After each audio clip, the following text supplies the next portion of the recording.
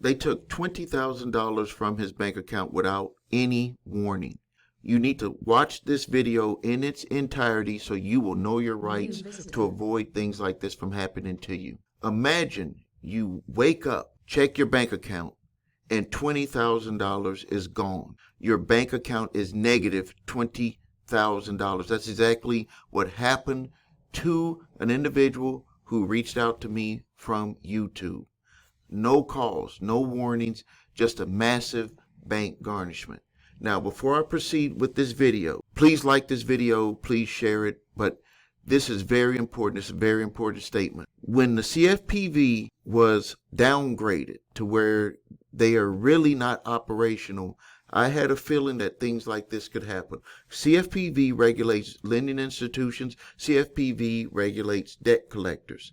Now, this individual did not have $20,000 in their bank account. They only had $1,800 in their bank account. That means that $18,200 was given to the debt collector from money that this individual did not have. So why are things like this starting to happen? In America, we all believe in due process, that before anyone takes something from you, especially your money, you deserve to be notified and given a chance to respond. That's not just a belief, it's a legal right.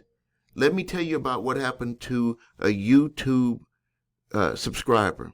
He was sued over an old debt, but here's the thing. He never got notice of the court date, no summons, no mail, nothing.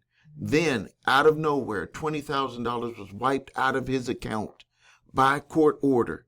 And remember, he did not have $20,000 in his account. He only had $1,800. How could something like this legally happen to him? Well, here's what was really going on behind the scenes. A default judgment was entered without his knowledge. That means the court assumed he didn't want to fight the lawsuit. So they gave the debt collector the win. Once they had the judgment, they went back to court, and then they got a garnishment order, and they took that to his bank, and they were legally forced to hand over the money, even though he didn't even have that amount of money in his account. But here's the key. If you're never properly notified about a lawsuit, the judgment can be challenged. And in most cases, it can be vacated. So here are your action steps so you can avoid this type of thing from happening to you, or if it did happen. Get the court records immediately. Go to the courthouse and search, find online. You got to find out what happened when when the judgment actually went into place and when you were supposedly served. The next thing is you want to open up your case for improper service because you were never served and they have no jurisdiction over you. The next thing is you want to file a motion to vacate the judgment. That's going to be the next thing that you need to do. Now, even if they don't allow you to motion to vacate the judgment, I need you to look for exemptions that are available to you. There are exemptions in most states where they can only take a certain amount of your money. They got to leave a certain amount for you to be able to take care of your household necessities. Look for any federal and state garnishment from the way that you get your income. If it's retirement income, you got to look at that. Now, the other thing that you need to take into account is if you had a joint account and both people who were on that joint account were not sued, they cannot take the money. They could have to split that in half and give that other half back, but you have to do all of this stuff the right way.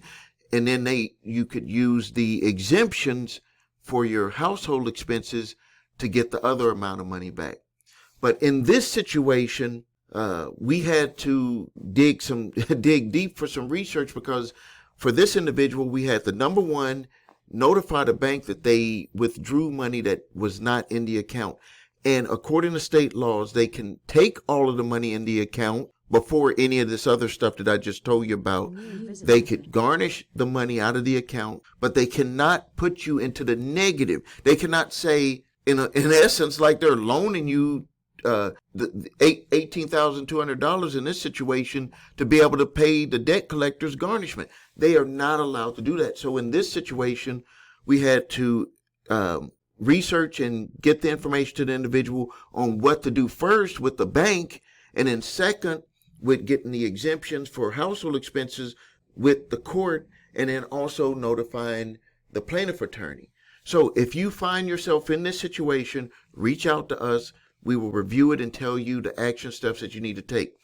If you have a summons or a debt collection letter, go immediately to summonsmaster.com. If you have a court summons, make that court summons into one PDF file. If you need help doing that, email us through Summons Master and we'll make the file for you so you can upload it, because you don't want to find yourself in this type of situation. So if you have a court summons, either original creditor or debt collector, Summons Master can help you respond with a fully formatted summons response to help you defend yourself in the case. All you have to do is sign, date, give a copy to the plaintiff attorney, give a copy to the court, and sit back.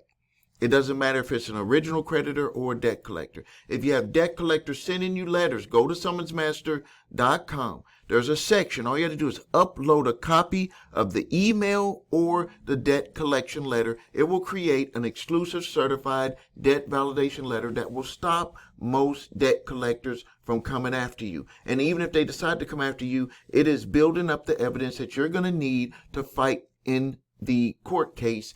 One of them is that they didn't respond to your debt validation. That can get your case thrown out, but you have to be proactive to have something like that happen. So visit summonsmaster.com. I created that to help people like you fight back against debt collectors. Please subscribe to the channel, post your questions and comments. If you need help with your credit, please visit us at thecreditrepairshop.com. Watch the video What Makes Us Different so you can see my 8-point validation process, my 2-phase settlement process. Please subscribe to the channel, post your questions and comments. This is Stephen A. Williams, President and Founder of thecreditrepairshop.com.